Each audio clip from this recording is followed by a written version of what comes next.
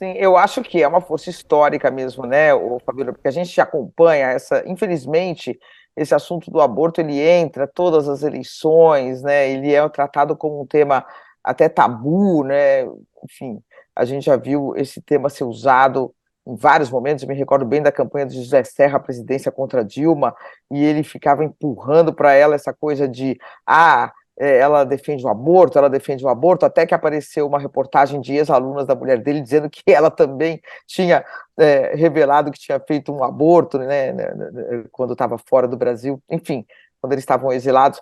Então, sempre foi um tema muito complicado, que se evitou abordar, né? O Congresso não consegue discutir esse assunto, e a Suprema Corte sempre fugiu dele, quer dizer, tem ações lá, aqui e ali aparece, mas nunca ele chegou ao plenário do Supremo Tribunal Federal e nunca teve um voto tão contundente a favor da descriminalização do aborto.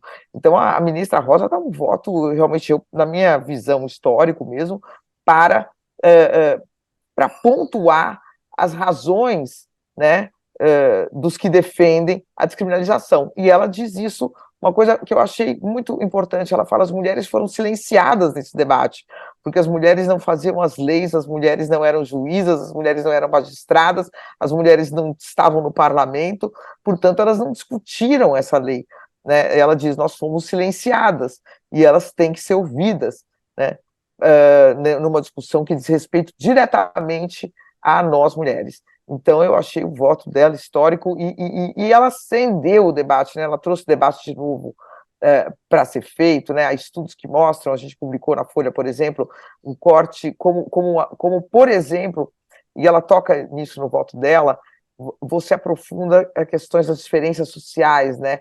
Tem uma pesquisa, a Pesquisa Nacional do Aborto, que foi realizada durante alguns anos no Brasil, que mostra que a interrupção da gravidez é mais comum entre mulheres negras do que entre as que se declaram brancas. Né?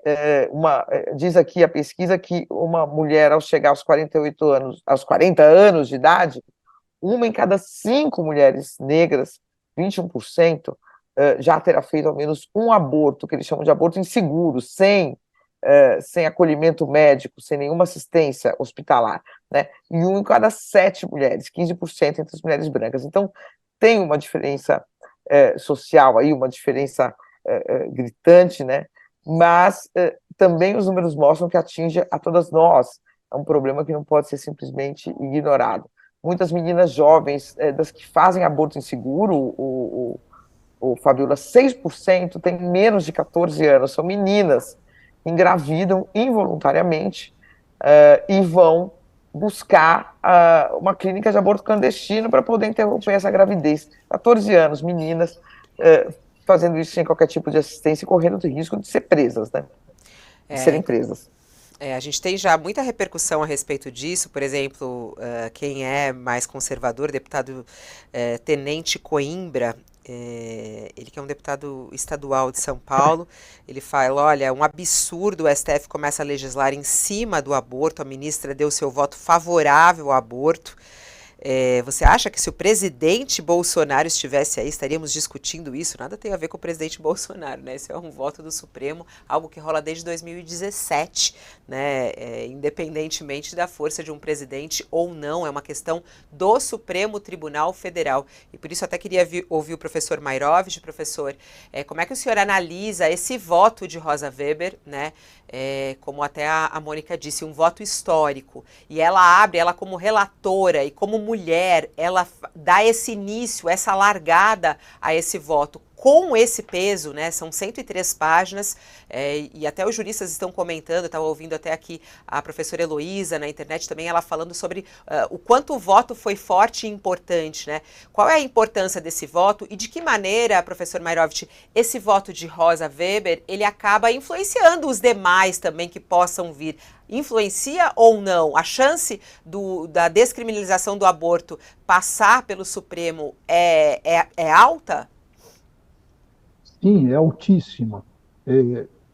O primeiro ponto que me parece fundamental é o seguinte: nós sempre vivemos, e sempre se disse, e sempre as constituições escreveram, do Estado laico.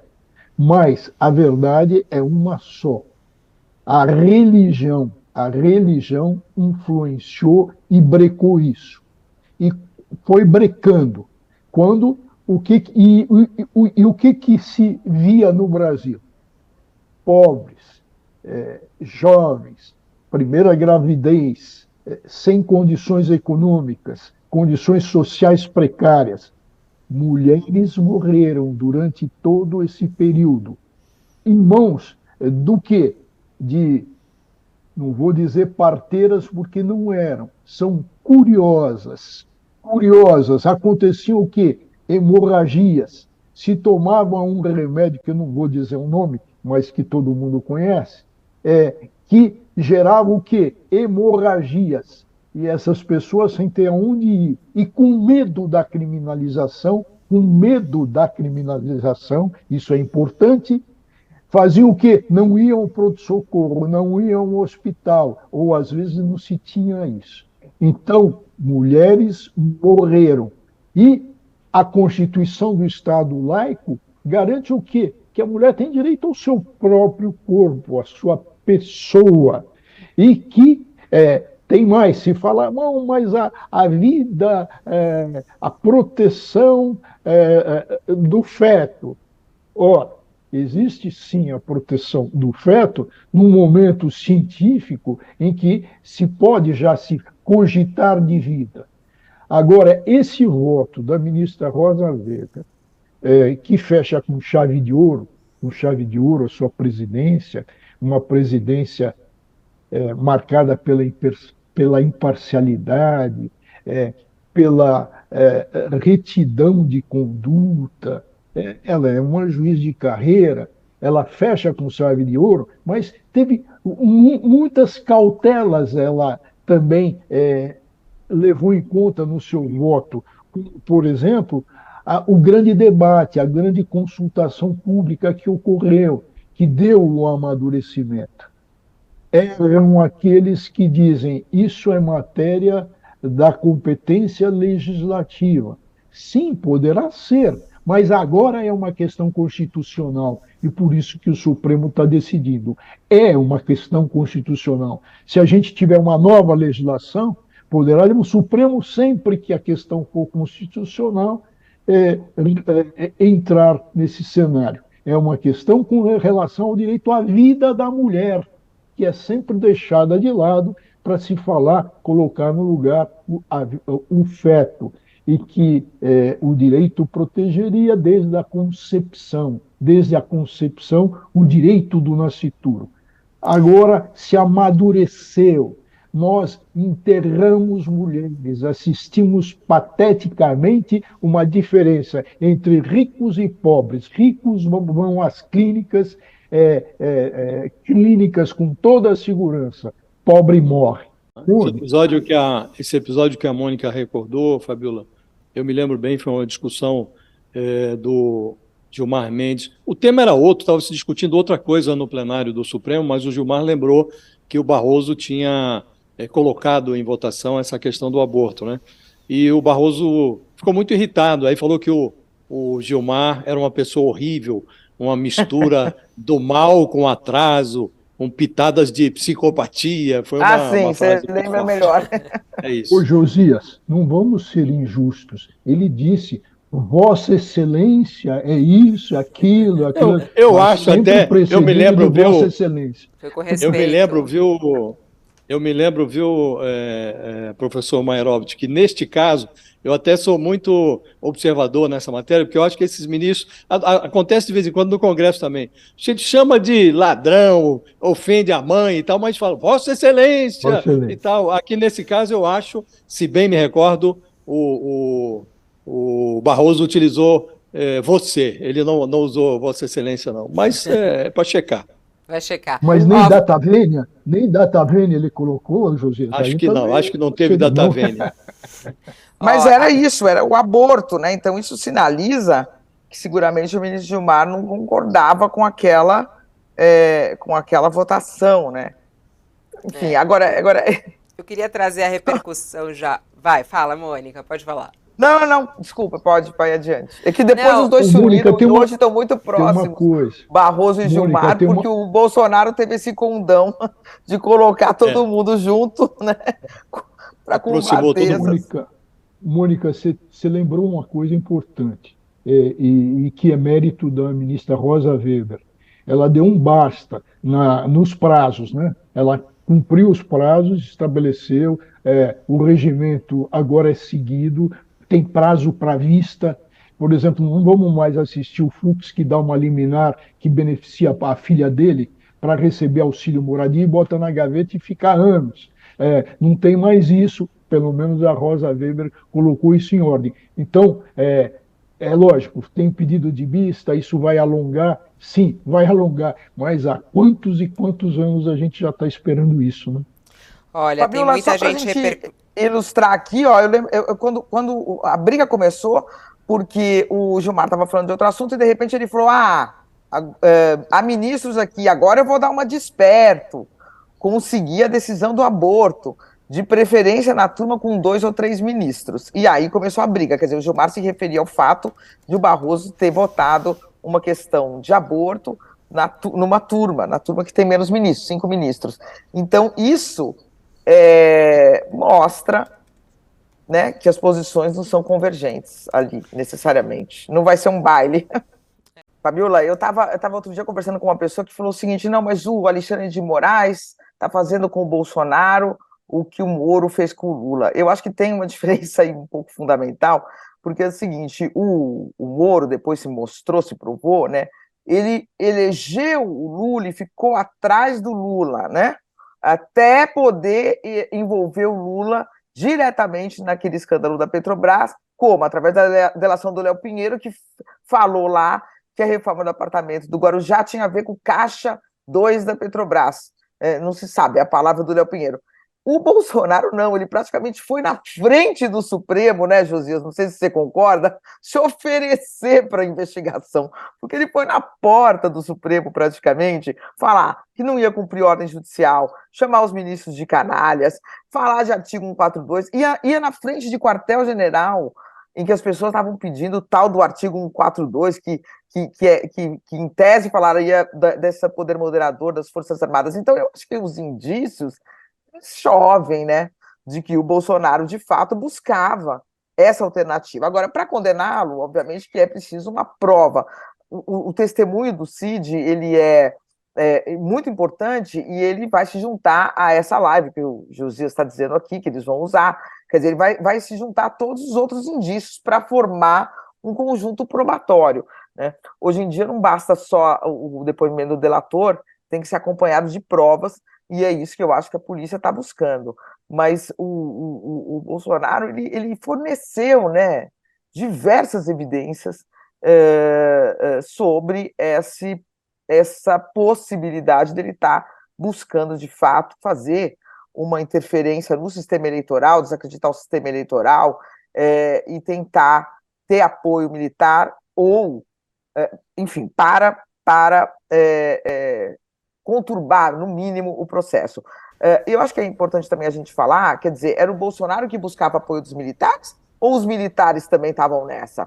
Porque, do jeito que se desenha a coisa, né, hoje, você vai ter embaixo pessoas punidas com 17 anos de prisão e o Bolsonaro punido não sei por quanto tempo. E no meio não teve ninguém, quer dizer, de novo, militares, como aconteceu na ditadura, com a lei da anistia que permitiu que até hoje não tivesse punição para quem matou, assassinou, torturou, desapareceu com corpos, vai ter uma espécie de uma lei de anistia informal, né?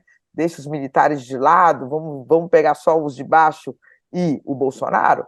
Quer dizer, eu acho que a delação do Cid está trazendo aí a participação de militares, e aí a gente tem que ver até que ponto ele vai avançar, né? O que eu soube é que ele falaria desses militares palacianos, não envolveria ninguém da ativa, né? Já teria essa, vamos dizer, já teria dado essa segurança às Forças Armadas. Vamos ver como é que vem o resto da delação aí, as outras informações que vão acabar emergindo dessa delação, Fabiola. O professor Mairovic tem uma informação para a gente. Qual é, professor? Uma informação histórica e básica, tá? Quando Montesquieu fez a tripartição dos poderes, legislativo, executivo e judiciário, um grande jurista e filósofo, nasceu e viveu na França, embora tenha nascido na Suíça. Eu me refiro a Benjamin Constant de Rebecque. O que ele fez? Ele falou: olha, o Montesquieu esqueceu uma coisa. Para as monarquias, ele esqueceu. Então, esqueceu do quê? Do papel do imperador nas monarquias. Então, ele escreveu: atenção, para os países de monarquia constitucional. Por exemplo, a França, monarquia constitucional, como foi o Brasil, Pedro I e Pedro II, tinha o poder moderador. Então, com base no quê? Naquilo que escreveu Benjamin Constant de Rebecque, que se aplicava apenas, não somente às monarquias. Ao quê? Às monarquias democráticas. Então, isso é limitado. Por isso é que o ministro Barroso, Josias, e você lembrou, falou no terraplanismo constitucional. Isso não existe, nunca se cogitou. O Benjamin Constant deve estar girando na sepultura. Isso não tem o mínimo, nem no mundo jurídico, isso é um besteirol. Quer dizer, é inventar, modificar a invenção daquilo que foi feito. A lembrar também que com relação se falou aí que o Mauro Cid revelou, foram buscar um estudo. Atenção, na reunião golpista estava um advogado e um padre. O advogado para sustentar exatamente esse artigo 142. Se isso tudo já não tem um mosaico, e na minha visão já existe um mosaico probatório forte. O que disse o Mauro Cid? Ele contou que o Bolsonaro submeteu à cúpula militar, a cúpula militar do seu governo, uma minuta de decreto golpista prevendo a convocação de novas eleições e a prisão de adversários. Uma pessoa que acompanha as investigações de perto na Polícia Federal me informou que as revelações do ex-ajudante de ordens transformaram em prova indiciária, foi essa a expressão que ele usou, uma transmissão ao vivo feita pelo Bolsonaro em 30 de dezembro do ano passado. Era a antevéspera da posse do Lula. Nessa live, o Bolsonaro mencionou a posse do Lula, que ocorreria dali a 2 dias, e ele disse a certa altura: eu busquei dentro das 4 linhas, dentro das leis, uma saída para isso aí. Isso aí era a posse do Lula, né? A gente separou um trecho dessa live, Fabíola. Se você estiver no ponto aí, acho que seria adequado a gente assistir. Vamos assistir, porque isso é extremamente importante. Eles estão utilizando esse trecho dessa live como uma prova. Vamos assistir. Hoje são 30 de novembro. Exato. De dezembro, está prevista a posse agora dia 1º de dezembro. 1º de janeiro. Eu busquei, dentro das 4 linhas, dentro das leis, respeitando a Constituição, saída para isso aí. Se tinha uma alternativa para isso, se a gente podia questionar alguma coisa ou não questionar alguma coisa, tudo dentro das 4 linhas. E sei que tem muita gente que me critica quando eu falo 4 linhas, mas eu não saí ao longo de 4 anos de mandato meu das 4 linhas. Porque ou vivemos a democracia ou não vivemos. Ninguém quer uma aventura. Agora, muitas vezes, né, dentro até das 4 linhas, você tem que ter apoios. Alguns acham que pega a bica, assine, faça isso, faça aquilo. Está tudo resolvido. E repito, em nenhum momento fui procurado para fazer nada de errado, violentando seja o que for. Eu entendo que eu fiz a minha parte. Estou fazendo até hoje a minha parte. Hoje são 30 de dezembro. Até hoje eu fiz a minha parte dentro das 4 linhas. Tá aí. Aonde está a questão principal, Josias, quando ele fala que ele procurou e não encontrou meios dentro das quatro Fica, linhas? fica evidente aí, Fabíola, que o Bolsonaro estava angustiado para encontrar uma fórmula que permitisse a ele reverter a posse do Lula. E ele era pressionado ali pelos seus devotos a tomar essa providência. Eu perguntei ao investigador da Polícia Federal o que seria uma prova indiciária. Aí ele me recomendou a leitura do artigo 239 do Código de Processo Penal. Ali nesse trecho, o Código de Processo Penal anota que considera-se indício a circunstância conhecida e provada que, tendo relação com o fato, autorize por indução a concluir-se a existência de uma outra ou de outras circunstâncias. Então, na avaliação da Polícia Federal, essa live do Bolsonaro, inserida nas circunstâncias que envolveram ali o isolamento dele depois da eleição do Lula, caracteriza uma evidência de que o Bolsonaro fez, de fato, aquilo que o Mauro Cid diz ter testemunhado. Essa live constitui, na opinião da Polícia Federal, um indício de que o Bolsonaro, derrotado pelo Lula, conduziu ali as tratativas golpistas que são agora relatadas pelo Mauro Cid. 2 semanas depois da transmissão ao vivo dessa live do Bolsonaro, em 12 de janeiro, a Polícia Federal apreendeu na casa do ex-ministro da Justiça, Anderson Torres, a minuta de decreto presidencial para instaurar estado de defesa no Tribunal Superior Eleitoral. O objetivo era promover uma intervenção que possibilitasse a reversão do resultado da eleição. No celular do Mauro Cid, a Polícia Federal encontrou minuta de um decreto sobre estado de sítio, uma operação militar de garantia da lei e da ordem.